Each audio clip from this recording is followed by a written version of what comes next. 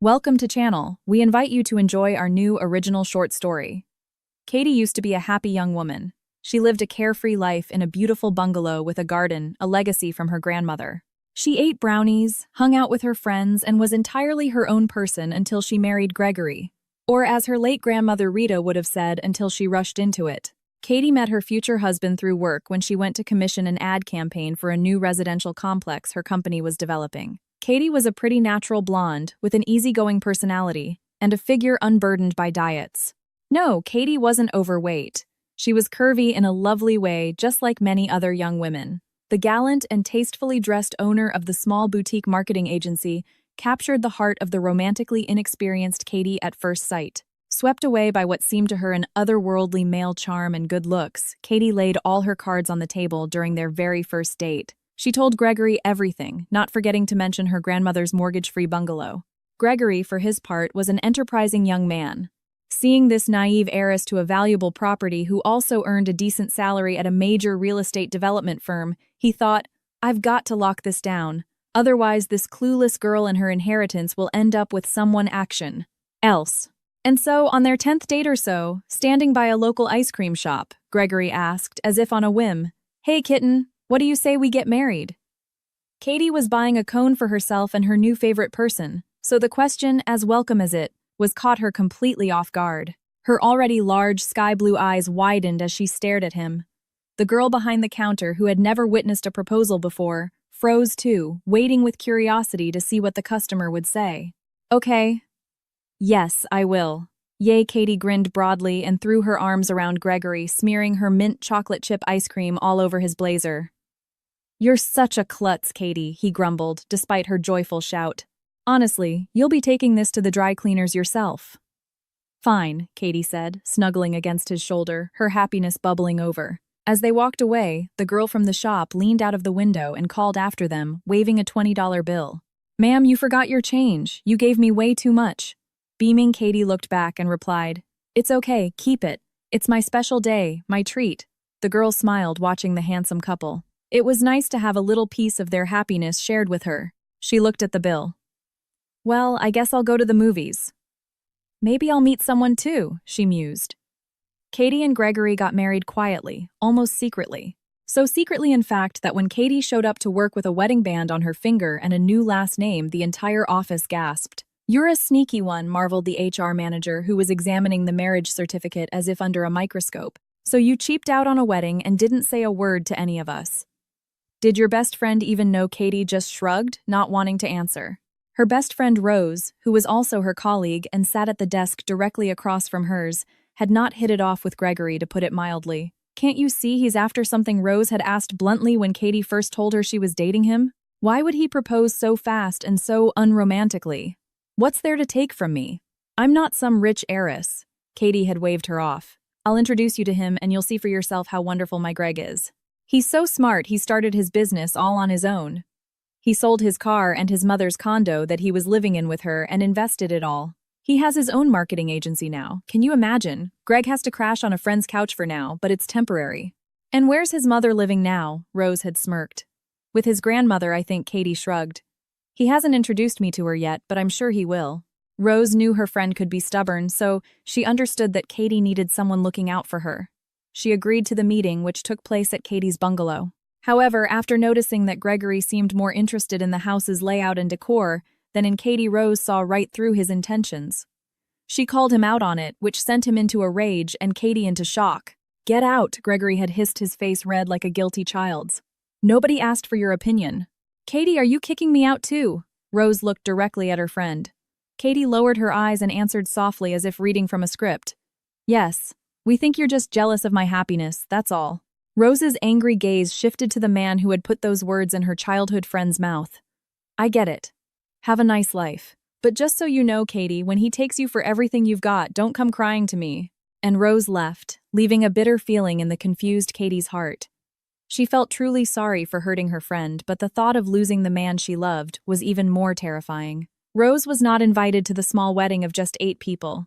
And now at the office, Katie was ashamed to admit to her colleagues that her best friend knew nothing about her wedding. Katie walked to her desk and sat down across from Rose.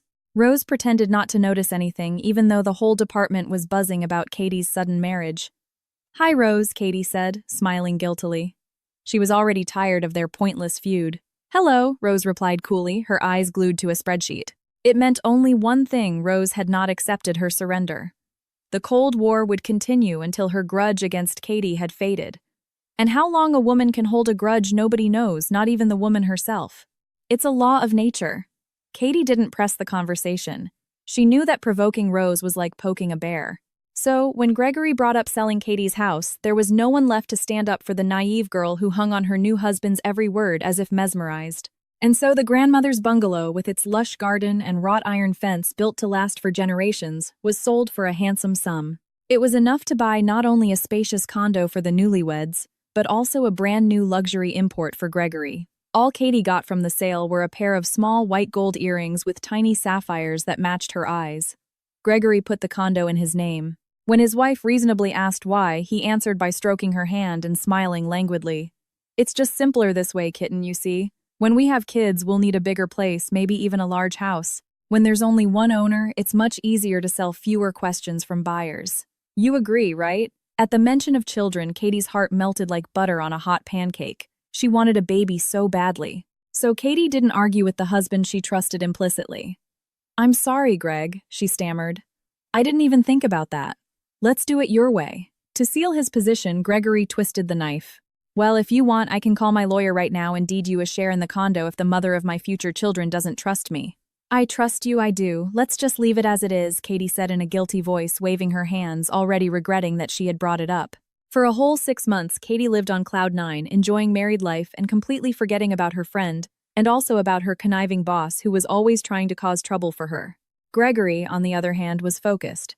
His business had taken off thanks in no small part to Katie's help in funneling all of her company's marketing contracts through his agency. He even had to rent a larger office space and hire more staff as his business boomed and his status rose.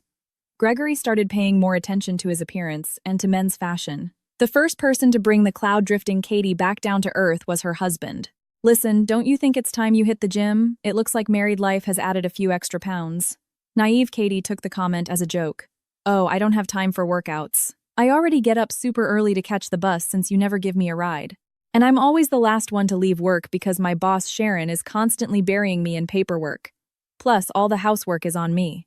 When am I supposed to find time for the gym? I'm lucky if I can squeeze in a manicure. If I went to the gym, I'd just lie down on a mat and fall asleep," she laughed. "I don't drive you because it's in the opposite direction," Gregory said, annoyed. "Fine, don't go if you don't want to. Nobody's forcing you. I'm going for a run. See you later." It even seemed to Katie that her husband was offended, but then she thought that if anyone had a right to be offended by those words, it was her, not him. She poured herself some tea and settled into her favorite armchair to watch her favorite show and unwind from her boss's tyranny.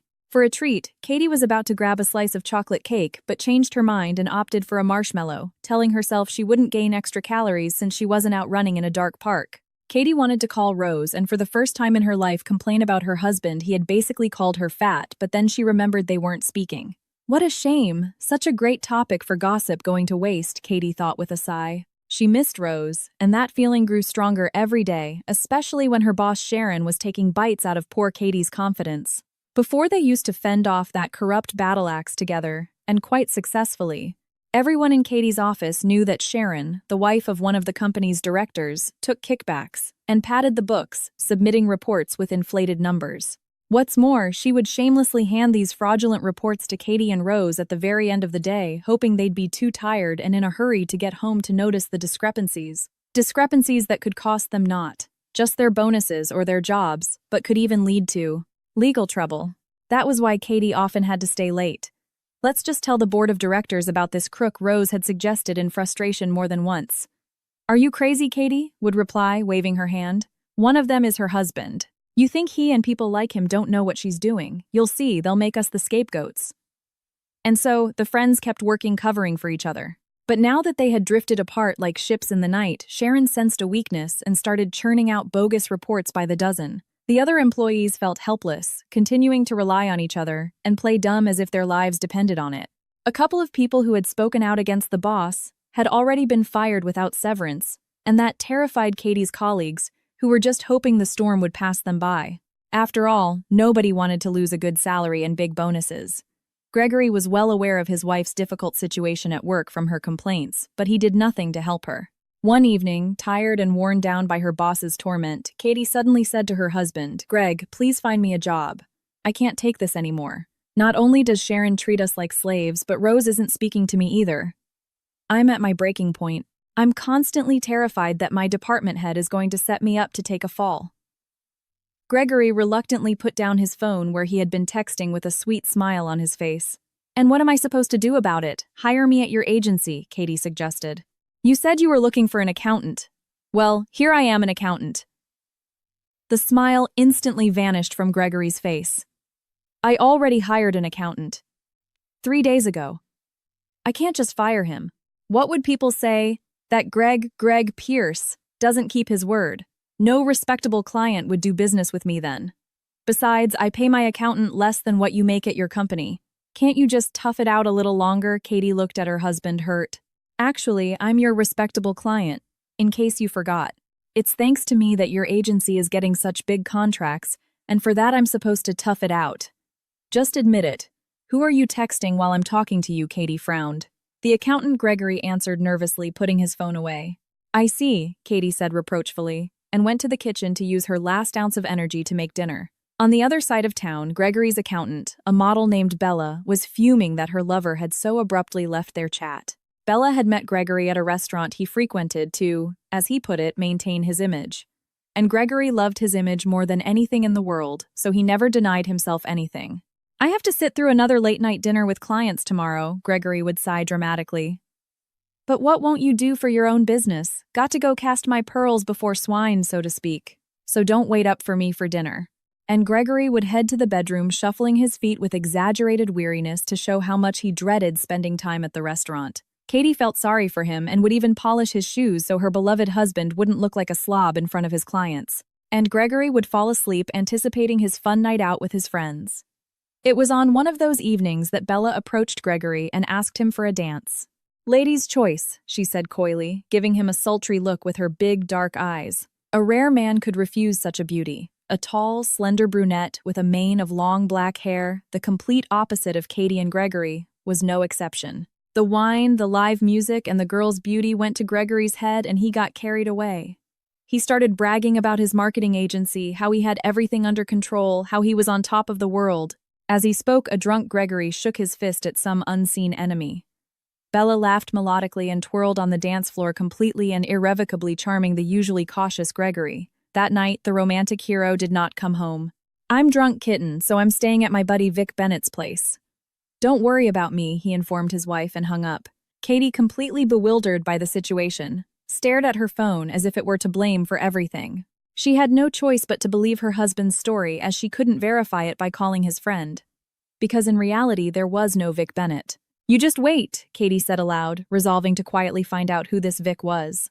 Meanwhile, Gregory, having spent the night with Bella, who turned out to be a model, had solved 2 problems at once. He acquired a mistress for his personal life and a new employee for his promotional events. He was, of course, completely unaware that the enterprising Bella already had another lover.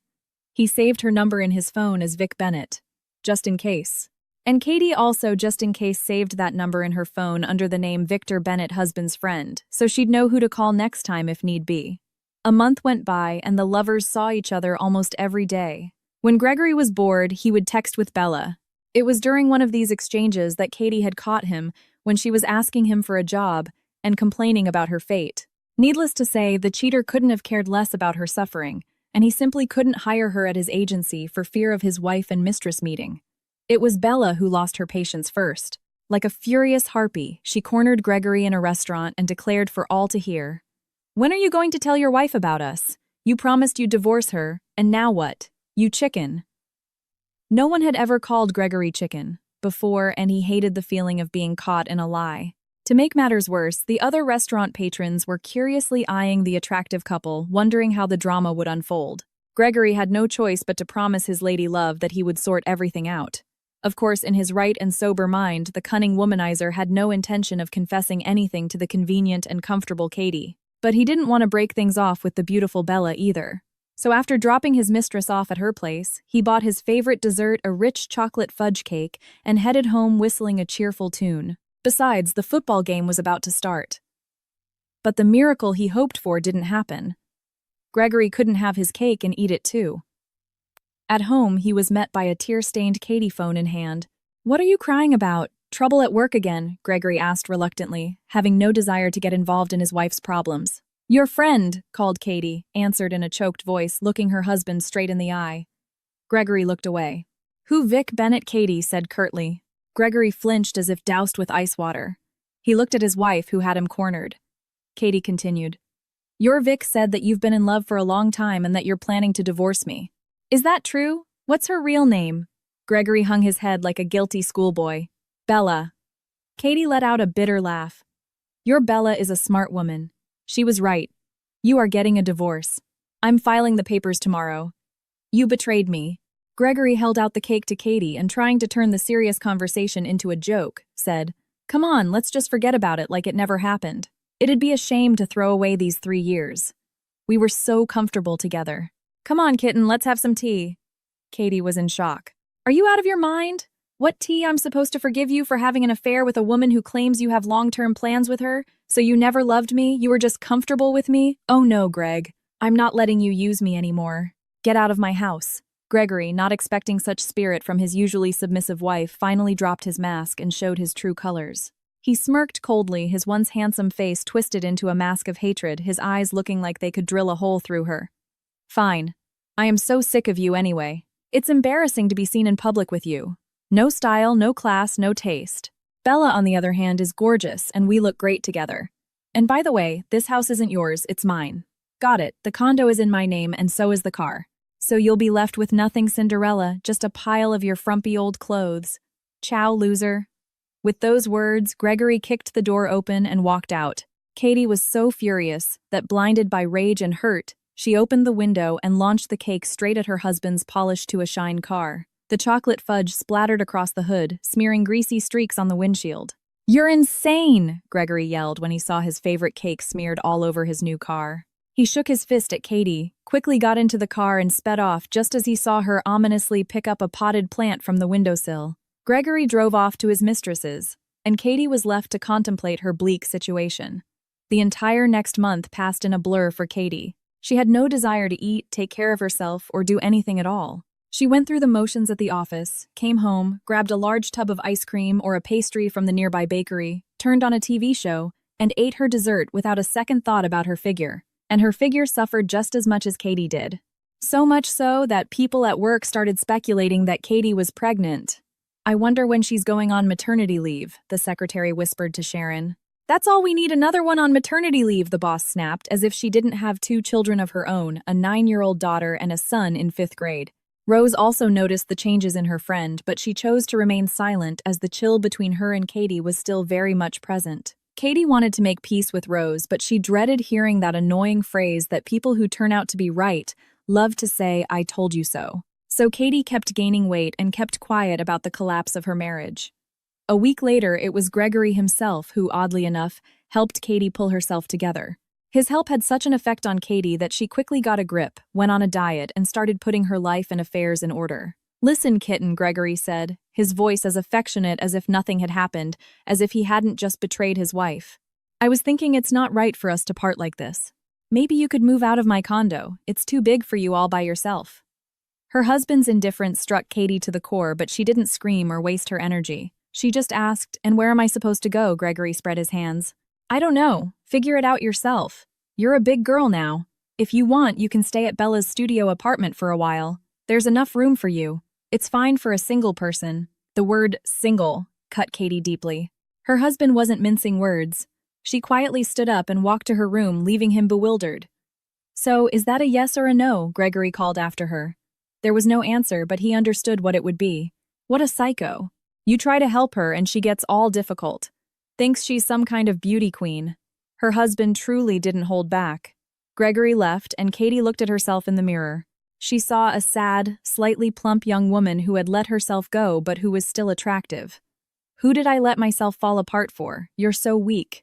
Look at what you've become," Katie mentally scolded herself. "My mom raised me to be happy. And that means I will be happy, period. To hell with Greg, I can do without him. Katie looked around. The apartment, like herself, was in a state of neglect. The court date was a month away. It was time to get her act together, and that's exactly what Katie did.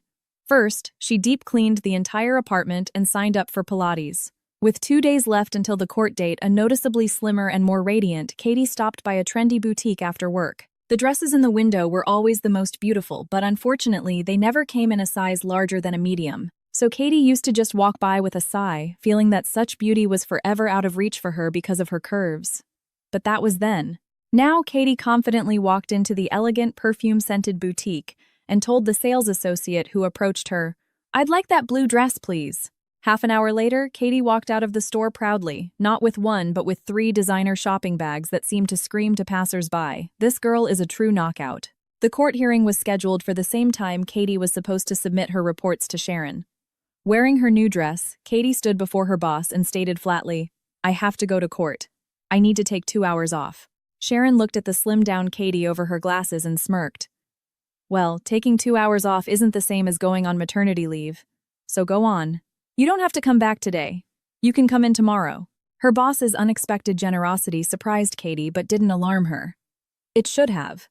After she left, Sharon doctored Katie's reports and forged her signature. The full responsibility for the fraud now fell on the accountant. However, Katie's guardian angel was on watch. Rose noticed the discrepancy and intercepted the documents from Sharon's secretary after Sharon had gone home for the day. She always left earlier than her subordinates. "Do you realize you could get fired for this?" the secretary asked, Rose frightened. "If I get fired, I get fired." "At least Katie won't end up behind bars," Rose replied, handing her the corrected report that she had redone herself. "File this, Marina. Otherwise, that witch is going to drag us all down with her." Katie had no idea about the sacrifice her former friend was making for her. She had other things on her mind. She was staring at Gregory, who had arrived with Bella on his arm. Only now did Katie get a good look at her rival. Bella was wearing a revealing outfit, a crop top, and a miniskirt that looked more like a belt. Heavy makeup completed her look. Gregory, too, was looking at his wife with curiosity, surprised by the changes in her over just 1 month.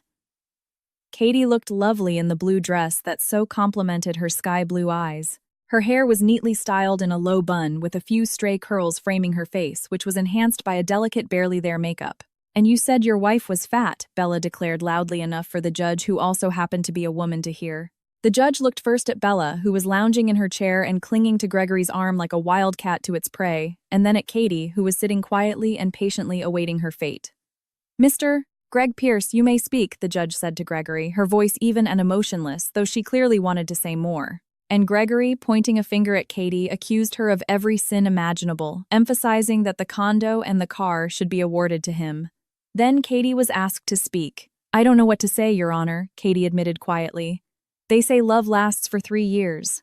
That's how long my husband and I were married. I guess the warranty just ran out." A ripple of laughter went through the courtroom.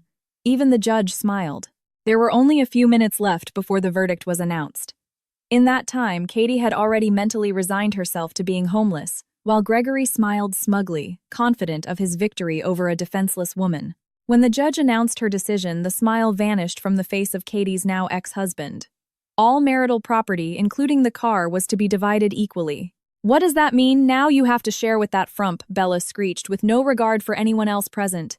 "Good thing you transferred your business to my name, or she would have grabbed that too." The nerve of her look at her Gregory shushed his mistress, and she fell silent, glaring at Katie. For Katie, it was as if a huge weight had been lifted from her shoulders. She wouldn't be homeless.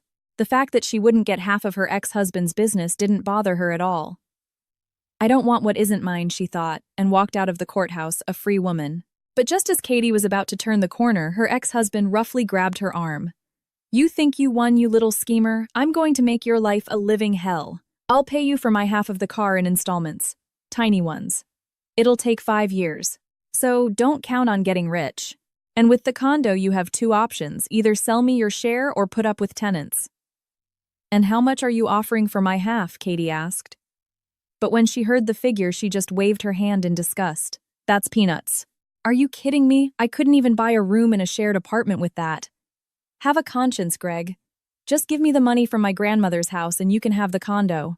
At that, Gregory just smirked and gave Katie a rude gesture. While Katie stood there in shock at her ex-husband's stunt, Gregory got into his car whistling and drove away. And Katie knew that the living hell he had promised her was guaranteed. Katie's morning started with a surprise, an unpleasant one. She was in the bathroom and had just lathered her face when she heard someone unlock the front door and walk into the entryway. Judging by the sound, they didn't take off their shoes.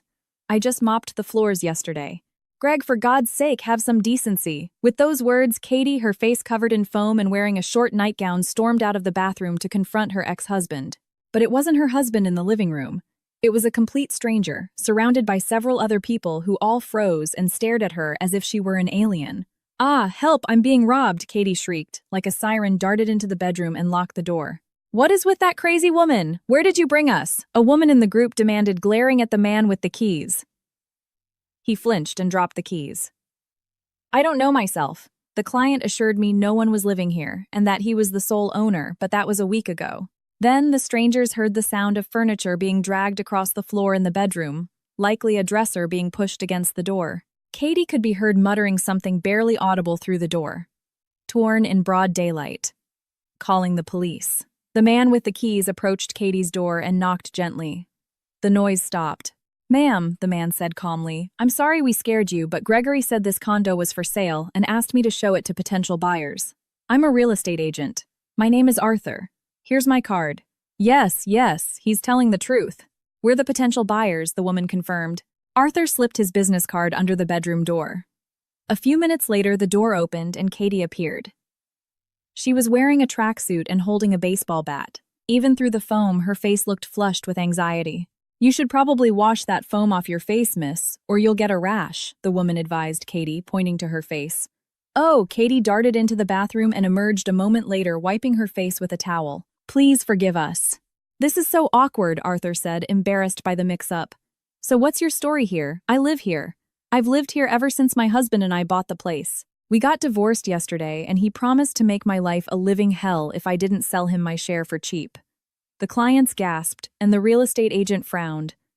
"Well, in that case, not on my watch," said Arthur. "And not on ours," the visitors chimed in. "Let's get out of here. And you, miss, you hang in there." "I don't have much of a choice," Katie replied. 3 hours later, a locksmith she had called changed the lock. So the next day, Gregory, cursing under his breath, tried to open the door but couldn't get in. Katie found him sitting on the steps in the hallway. "What are you doing here?" "Waiting for someone," Katie said with a smirk, pulling out her new keys and opening the door. "Come on in, Greg." Gregory jumped up, his face red with anger. "You bet I'll come in. I have every right." "Who's arguing?" Katie giggled, which only fueled her ex-husband's rage. "Why did you change the locks without telling me, huh?" Gregory yelled as soon as he was inside. "And why did you try to sell your half and give keys to the place where I live alone to strangers without telling me, huh?" Katie shot back just as loudly. Gregory, not expecting this pushback, toned it down a notch. "I have the right." "Well, so do I," Katie retorted. "Did you come here to divide the condo?" "Yes." "All right then, let's get started," Katie sighed, sitting down. The result of their argument was an agreement from that day on the bedroom, and the small office belonged to Katie. The living room and the room with the balcony belonged to Gregory. The entryway, bathroom, and kitchen were designated as common areas. A notary was brought in to formalize the contract, which stipulated that changing the locks without the consent of both owners was prohibited.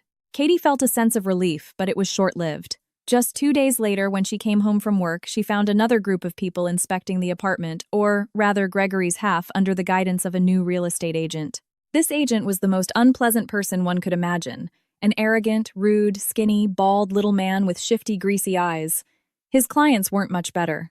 When Katie walked into the kitchen, she saw a woman standing in the middle of the room in her dirty shoes, rummaging through the pots and pans, and already snacking on some ham she had taken from the fridge without asking. Chewing on the savory slices, she drank tea from Katie's mug, and under the astonished gaze of the homeowner declared, "You should wash your pots better." "Are you a slob or something?" Katie, blushing from such audacity, barely restrained herself from pouring the rest of the tea over the stranger's head. It wasn't so much about the expensive ham she had been saving for herself as it was about the real estate agent's client's complete lack of decorum. "Get the hell out of here," Katie shouted instinctively, understanding that rudeness could only be fought with more rudeness. "Trying to steal my food, are you? Hey, realtor, you'll owe me for your client's behavior." "And you, what are you waiting for? Get going." "Shoo." Katie wasn't a confrontational person and didn't like to argue, but in her dealings with Gregory and his ilk, she had learned that responding to such scoundrels' malice with kindness was a fool's errand. So she decided to put on a one-woman show every time the realtor visited. Katie walked into the living room and plopped down on the couch. She stared and giggled, mimicking the flustered realtor who, based on what Gregory had told him, probably thought Katie would be an easy target, a victim. But seeing the feisty behavior of the owner of half the condo, he realized he had been gravely mistaken and that a serious battle lay ahead. "You know, I'm thinking of selling my half to a bunch of college students," Katie suddenly announced. "I mean, they need a place to live too, right? And they're offering a good price. What do you think, should I take it?" Upon hearing this, the woman who had been eating the ham shot a nasty look at the brazen homeowner, the same one Gregory had described as a quiet crybaby who could be easily manipulated. She grabbed the scrawny little man, who was clearly afraid of her, by the sleeve and dragged him toward the exit. "Where are you going?" Katie cooed in a sultry voice, barely holding back her laughter. The only answer was the slam of the front door. The realtor looked at Katie and managed to squeeze out, "You're something else, lady. We'll see who wins this," and shaking his bony little fist, he left.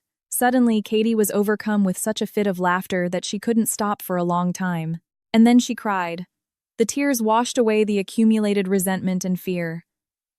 From that day on, Katie lived in constant anticipation of the lock clicking and strangers barging into her home without any ceremony. Katie couldn't relax, couldn't even eat in peace. Every minute she felt like some gawker was about to start staring at her and touching her things. The last straw was her grandmother's broken vase. It was all that was left of the valuables Katie had sold for Gregory's sake. It was he who had insisted on selling her grandmother's house and the collection of antiques the old woman had spent her life gathering. The only thing Katie hadn't been able to part with was a Chinese vase from the Qing dynasty. And now, coming home after a long day at work, Katie was horrified to see blue and white shards of her grandmother's vase scattered on the floor. Anger and hurt took over, and with trembling hands, Katie dialed her ex-husband's number. "Greg, who broke my grandmother's vase? It's in pieces, there's no way to fix it," Katie cried into the phone, her voice choked with grief. "It was a memento of my grandma." "Stop tormenting me." Gregory reveled in his ex-wife's sorrow, believing she had unfairly gotten half the house and car. So he replied with a smirk. "Big deal. A little vase broke. What's the problem? The main thing is everyone's alive and well. That Bella of yours was a bit clumsy when she was looking at it. Sorry these things happen. But it was a memento." Katie couldn't wrap her head around how someone could break a vase and not even bother to clean up the pieces. "Oh please," Gregory drawled. "If you want, I'll buy you a new vase, just stop whining." And he hung up. Where he planned to find an identical Chinese vase was a mystery to Katie. But one thing was clear, she had to sell her half of the condo or she would have no peace here. And Katie called Arthur. Luckily, she had kept his business card. He promised to help and let her know the outcome in a few days. In the meantime, Katie gathered the shards of her grandmother's vase, which mirrored her shattered life. For the entire evening and the next morning, Katie stayed in her bedroom to avoid seeing the realtor parading strangers through her home. Someone even tried to force their way into her room, jiggling the doorknob, but the lock installed by the local handyman Uncle Sal held firm. 3 days later, Arthur called, and from his tone, Katie knew the news wouldn't be good. "I'll be straight with you," Arthur said seriously into the phone. "You're not going to be able to sell this condo. Your ex-husband's realtor has spread a rumor that a tragedy occurred in your home. No one even wants to look at it. And if someone does buy it, it will be for pennies on the dollar. I'm sorry I did everything I could." "Thank you, Arthur. I had a feeling Gregory would do something nasty."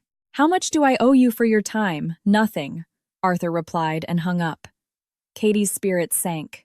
She didn't know what to do or where to go. The only person who could help her was angry with her. "Oh, Rose, if only you knew how much I miss you," Katie thought through her tears. But she had no idea that Rose had just saved her from a much bigger trouble that Katie in her naivety had almost fallen into because of Sharon. That evening, the next blow fell. Gregory showed up with his mistress. While Bella inspected the apartment, appraising things that didn't belong to her, Gregory spoke to Katie in a very harsh tone.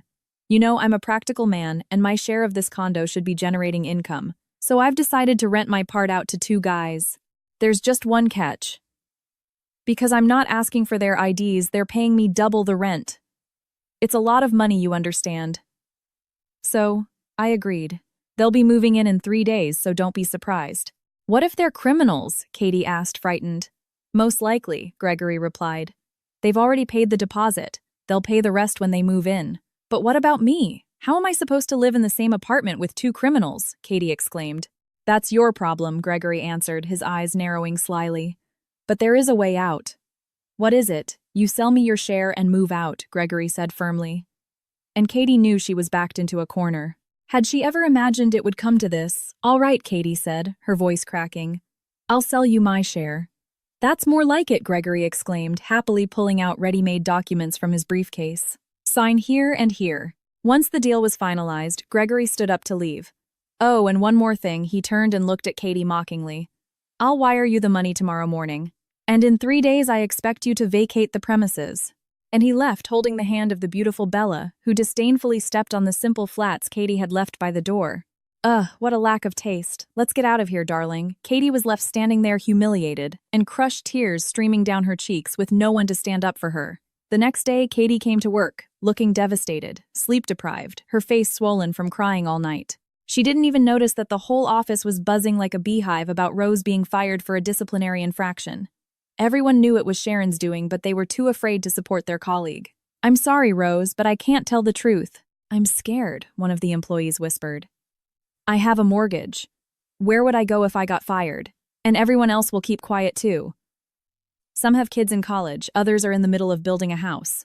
I'm sorry, but people aren't going to risk their necks for you. Not for me, for themselves, Rose answered firmly. How much longer can we put up with this tyrant? You all can do what you want, but I'm getting out of here. It was only when Rose was packing her things into a box that Katie snapped out of her own problems and noticed what was happening. Rose, where are you going? Katie asked. Home. What do you mean home? What happened? Rose looked at her friend in surprise and suddenly realized from Katie's exhausted appearance and dull eyes that something far worse than being fired had happened in her life. I got fired. But what's up with you, spill it? And Rose put the box down on the desk, sobbing and smearing her runny mascara across her cheeks. Katie briefly told Rose everything that had happened to her over the last month. And you kept silent, Rose exclaimed. Well, you were mad at me. I thought it was forever, Katie tried to explain. But not to that extent. Am I your enemy or something? Look, don't you get involved in anything right now. I know what you're like, Rose warned. After work, you're going home, packing a suitcase, and coming straight to my place. Got it. You'll stay with me. Katie nodded.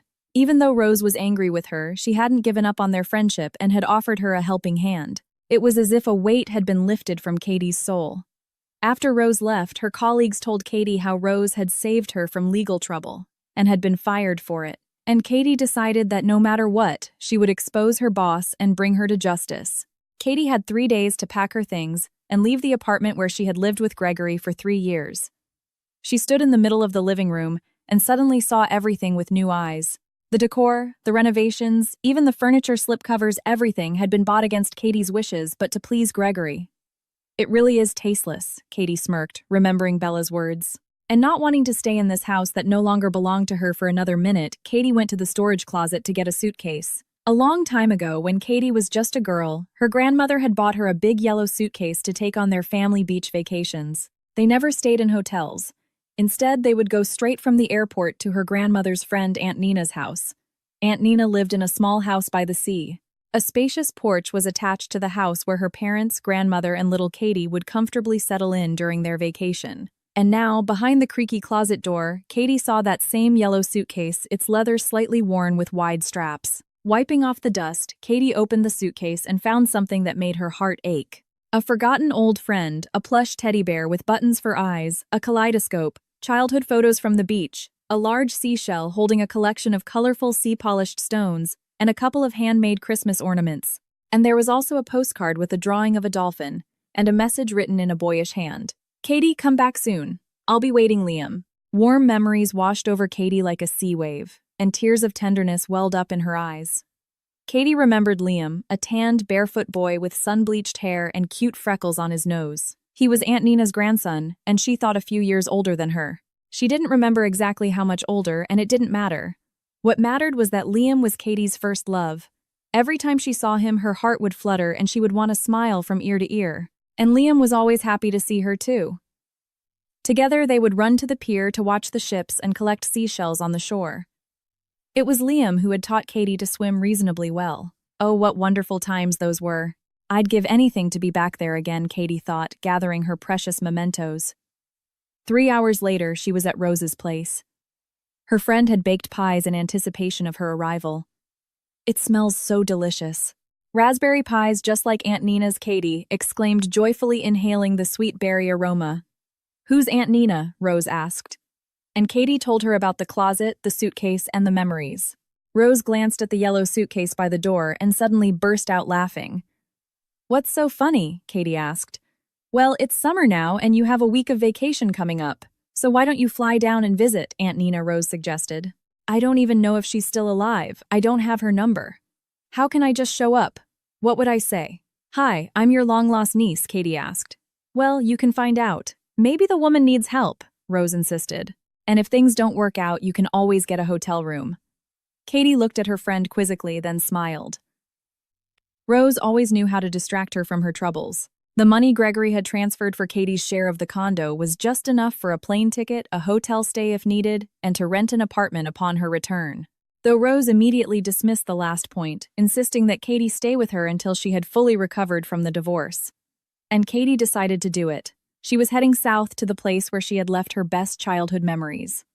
No sooner said than done. And so, the airplane, its silver wing gleaming in the summer sun, carried Katie to the place she was irresistibly drawn to, a place where she could heal the emotional wounds inflicted by her now ex-husband. Finding Aunt Nina's house was easy for Katie. The small southern town had barely changed. The same pier, the same rose-filled square with a large fountain and flowers everywhere, their fragrance lingering in the air and stirring her emotions. Hey miss, rent a room cheap, a real palace you interested? A spry man in a cap asked, spotting Katie with her suitcase. No thank you, I'm staying with my aunt, Katie replied, disappointing the owner of the palace. On her way to the house, several other enterprising Southerners offered her lodging, but they too were turned down. Finally, Katie saw the familiar tiled roof. She sighed in relief. Katie walked up to the high fence and smiled. Even the gate was the same and the same secret latch. With a click, the bolt slid open, letting Katie into the familiar courtyard draped in ripe grapevines.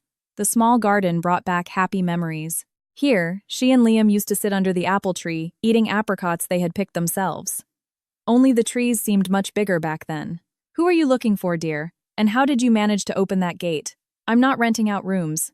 A soft, velvety voice came from an open window. Katie recognized it immediately, and a warmth spread through her heart. She looked into the window and saw a round-faced, gray-haired old woman with deep smile lines around her eyes. The old woman was peering at the young woman's face, trying to place it. Aunt Nina, it's me, Katie, Rita's granddaughter. Do you remember me? Katie asked, quietly afraid the elderly woman might have forgotten her completely after so many years. But Katie was wrong. The old woman's face lit up, and her eyes, still so lively and sharp for her advanced age, sparkled with joy. Oh my goodness, I was just thinking that girl's face looks so familiar, the same button nose, the same eyes, just like my dear friend. May she rest in peace, Aunt Nina exclaimed, clapping her hands. Come in, my dear. I'm not exactly a girl anymore, I'm 30, Katie laughed. Of course you're a girl, Katie dear, the old woman waved her hand. You'll all always be boys and girls to me, my dear children. The next moment, hurried footsteps were heard in the house's entryway, and the spry old woman scurried out to embrace the Katie she remembered as a little girl. Before Katie could even gasp, she was enveloped in a tight, warm hug, and she realized what she had been missing all this time. Family. A real family, not the kind she had with Gregory. A lump formed in her throat, and the pain of resentment and loneliness burst out in a flood of tears. Katie wept, weeping her heart out without shame or trying to hide her tears. And Aunt Nina just stood there silently stroking Katie's head, letting her cry it all out. The wise woman understood that her girl had traveled so far after all these years for a reason, to heal her soul. It must be hard for them in those big cities. So lonely, even with all those people, Aunt Nina thought. I wonder how my Liam is doing. Why did I let him go to those foreign lands? I'm sorry, I didn't mean to cry. It just came out, Katie said, sniffling. It's all right, my child.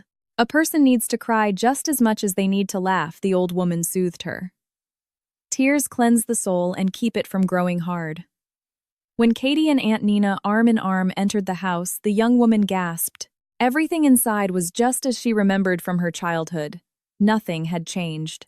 The sturdy wooden furniture was perfectly preserved and continued to serve its owner. The lace doilies on the pillows, neatly stacked on the feather bed, brought on such a sharp wave of nostalgia for her happy childhood that Katie's eyes began to sting again. What, remembering how you and Liam used to run wild and I'd chase you with a broom? You were mischievous little rascals, but now you're all so businesslike, scattered all over the world. How time flies. And now my dear friend is gone. Aunt Nina sat down on the creaky sofa and dabbed her eyes with a handkerchief. Katie looked at her and saw not the spry, full-of-life woman she remembered, but an old woman tired in her loneliness. Katie sat down next to her and put her arm around her shoulders. If you'd like, I can come visit you every vacation. And for all the holidays, too, Katie offered. I'm sorry it's been so many years without a letter or a call, and then I just show up. It just sort of happened. I saw my grandma's old suitcase and just came. And who's scattered all over the world? I remember that suitcase, Aunt Nina said, sniffing. I'm so glad you came. Liam was planning on stopping by in a few days. He's the one who's become a world traveler, always expanding his business, as if he doesn't have enough companies here. He's started 3 whole firms, can you imagine? He'd be better off starting a family. I want to hold my great-grandchildren. Katie laughed. The old woman's complaints were endearing, allowing her to forget her own troubles. Oh, what am I doing, getting all sentimental? Aunt Nina clapped her hands. A girl comes all this way and still hasn't been fed. For shame. You, Katie, dear, go get washed up in the bathhouse. You know where everything is right. Oh, dear me, old age is no joy. And Aunt Nina bustled off to the kitchen, tying on her apron. Whether it was the joy of their reunion or the feeling that Katie was finally in her rightful place, the resentment towards her ex-husband and the weight of her troubles, which had been pressing down on her heart, simply vanished. Her soul felt so light and joyful as if the last 18 years had never happened, and she was still that little girl Katie. Mashed potatoes with meatballs and fluffy pancakes with cold milk, that was all she needed right now. And then a deep sleep on a feather bed as soft as a cloud. This is happiness, Katie thought, and immediately fell into a sound, dreamless sleep for the first time in a long while. Aunt Nina turned off the lamp and quietly closed the bedroom door. She knew something terrible had happened to Katie and was waiting for her guest to tell her everything herself. Katie woke up early the next morning to the sound of waves. She felt well-rested and happier than ever. Good morning, early bird, the old woman smiled at her. Sit down, let's have breakfast. Eat 'em while they're hot. And Aunt Nina placed a stack of pancakes in front of Katie. Next to the plate of fluffy pancakes, bowls of thick sour cream and raspberry jam magically appeared. Oh wow, this looks amazing, Katie exclaimed, and dug in, mentally bidding farewell to her diet. It was simply impossible to resist such a treat, and Aunt Nina watched with delight as the fragrant stack of pancakes quickly disappeared, happy that someone appreciated her efforts. Katie spent the whole day by the sea. Aunt Nina wouldn't let her swim because of the strong wind and the storm was kicking up large waves. Katie contented herself with walking along the water's edge, squealing with delight each time the frothy, bubbling seafoam tried to splash her sundress. The next day, the storm had subsided, but there were still very few brave swimmers. The waves were still large. At this rate, I'll spend my whole vacation just walking on the beach, Katie said with frustration. Nothing ventured, nothing gained. And slipping off her light sundress, Katie ran into the water and plunged into the warm embrace of the sea. Katie hadn't felt this good in a long time. The storm seemed to have completely died down, and other vacationers began to venture into the water closer to the shore. Katie, however, decided to swim out a bit further. The fact that she could see the bottom gave her confidence. Suddenly, someone on the shore shouted, "Big wave, get out!" Katie looked back and froze. About 30 feet away from her, a wall of dark water was rising. Katie started swimming towards the shore, but it was too late. The powerful wave crashed over her head, flipping her like a twig. Katie was pulled underwater. She opened her eyes. The receding wave was dragging her out to sea. Don't panic, Katie thought, trying with all her might to fight the riptide. But she was running out of strength. Her body was being pulled down, her mind clouded with shock. The fear of not being able to touch the bottom, exhaustion and despair played their cruel trick. Katie began to drown. She broke the surface, raised her hand above the water and managed to cry out, "Mom," before being pulled under again. And in the distance, another wave was approaching. "Someone's drowning! Help over there!" a child's voice shouted from somewhere far away. Katie heard it as if through cotton. She was critically low on air and she had no strength left to surface and take a breath. So this is it. I'm going to die in the sea, she thought with self-pity. Rose would have laughed at me. How ridiculous! Suddenly someone grabbed her by the hair and pulled her to the surface. "Breathe," a male voice commanded. By the time they reached the shore, Katie had used her last ounce of strength and passed out. A minute later, she came to coughing up seawater. "Drink this." A man's hand offered her a bottle of water. "I don't want to, I've had enough," Katie said weakly to the hand. "Drink." And Katie obeyed, taking a few sips, and then realized she felt much better. She turned and looked in surprise at the young man who had saved her. Water was streaming from his clothes. "Thank you," Katie said quietly. "You're welcome," the man replied. "Who goes swimming in a storm? I thought I could handle it." "I thought wrong," she added. "What's your name, Katie?" The man froze and looked at her intently. "Anderson, Katie," hiccuped her eyes wide as she stared at her rescuer. "It used to be." "Why? How do you know that? Who are you?" The man laughed. "Girls have such short memories." "Well, hello there, tadpole." Katie scrambled to her feet and ran to the man.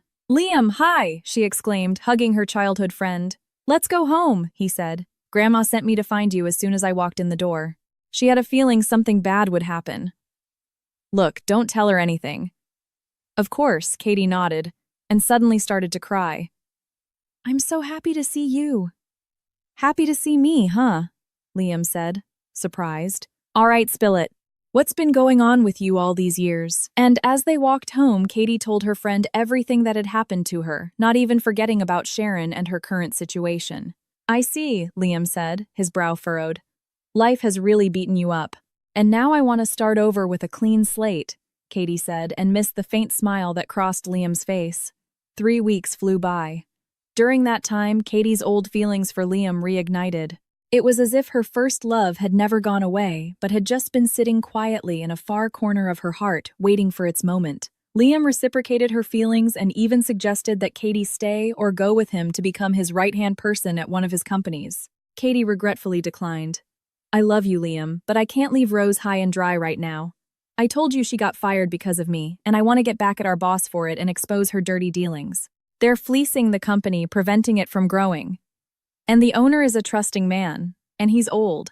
He's easy to deceive." "All right, go. But don't be surprised later," Liam said, hugging Katie and kissing the top of her head. "Surprised by what you'll see." "We'll meet again." "I'd be happy if we did," Katie said, burying her face in his shirt. The plane carried Katie back to her city, but now she wasn't afraid of anything. All her anger and resentment were left behind somewhere at the bottom of the sea, and in her heart love had taken root. In a few days, she had to go back to work where the universally hated boss and her director husband ruled the roost.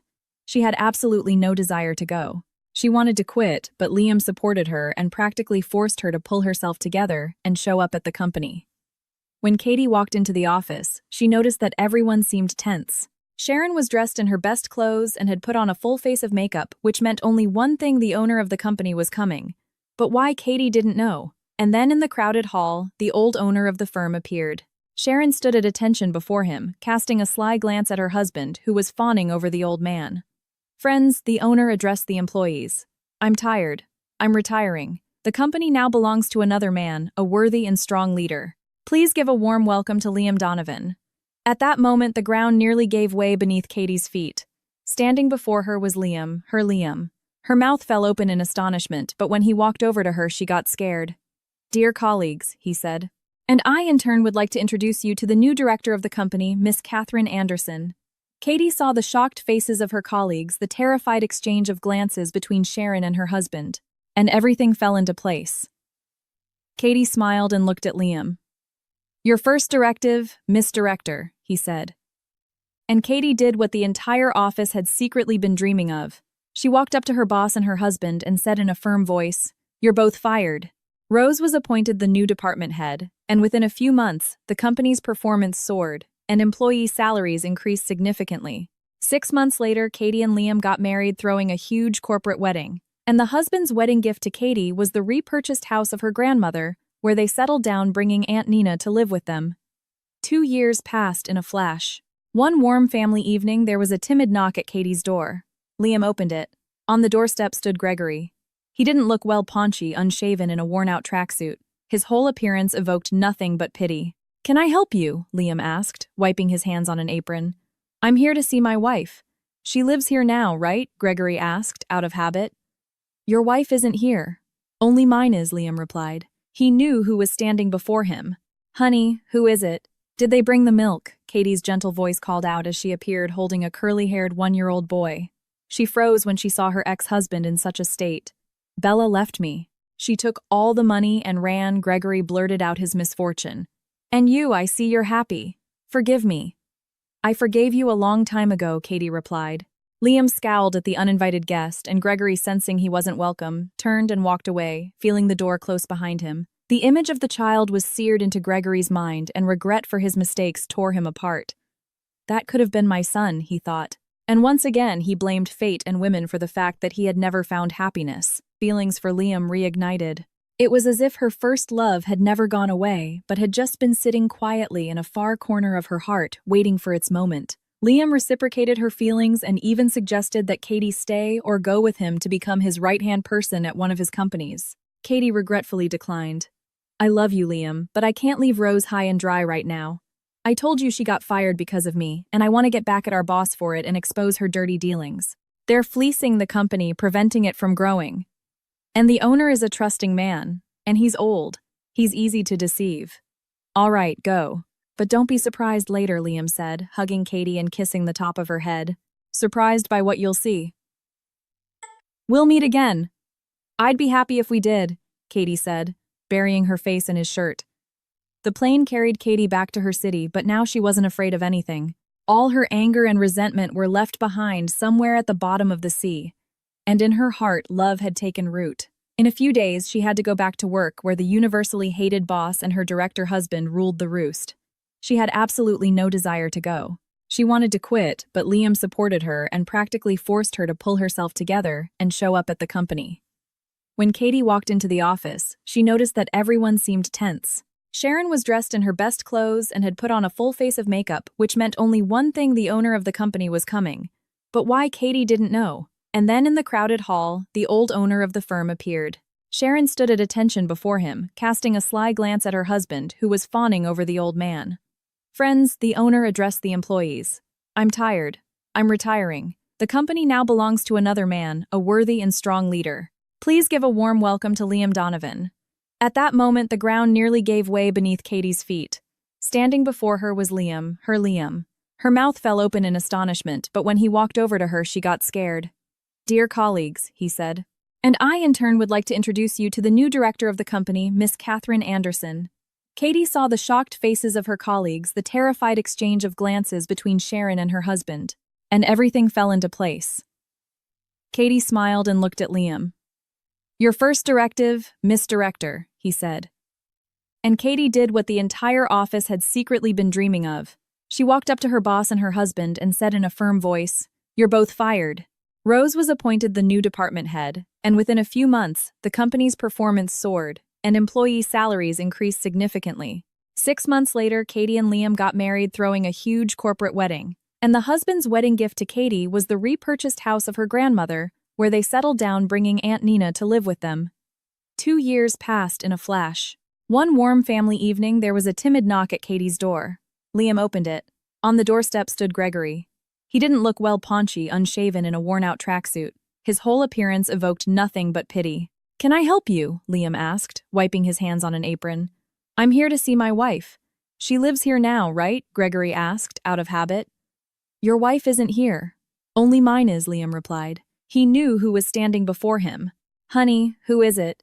Did they bring the milk? Katie's gentle voice called out as she appeared holding a curly-haired one-year-old boy. She froze when she saw her ex-husband in such a state. Bella left me. She took all the money and ran. Gregory blurted out his misfortune. And you, I see you're happy. Forgive me. I forgave you a long time ago, Katie replied. Liam scowled at the uninvited guest, and Gregory, sensing he wasn't welcome, turned and walked away, feeling the door close behind him. The image of the child was seared into Gregory's mind, and regret for his mistakes tore him apart. That could have been my son, he thought. And once again, he blamed fate and women for the fact that he had never found happiness.